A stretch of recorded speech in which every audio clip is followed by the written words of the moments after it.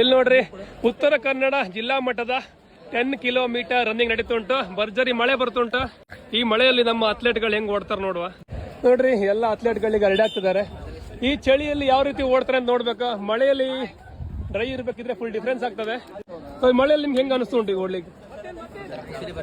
ಮಳೆಯಲ್ಲಿ ಖುಷಿ ಆಗ್ತದಲ್ಲ ಒಂಥರ ಓಡ್ಲಿಕ್ಕೆ.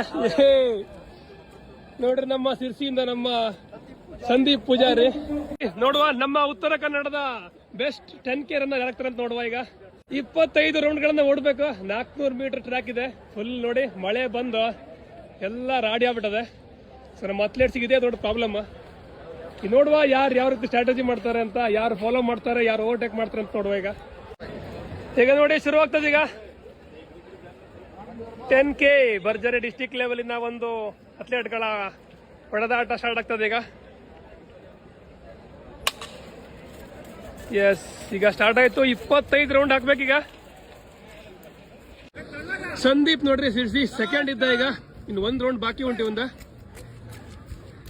ಈಗ ನೋಡಿ 10K ಮುಗಿತಾ ಬಂತು. ಸ್ಯಾಮ್ಯೂಲ್ ಯಲ್ಲಾಪುರದಿಂದ ಬಂದಿದ್ದಾರೆ. ಅಲ್ಟಿಮೇಟ್ ರನ್ನಿಂಗ್ ಮಾಡ್ತಿದ್ದಾರೆ ನೋಡಿ ಇಲ್ಲಿ ಸ್ಯಾಮ್ಯೂಲ್.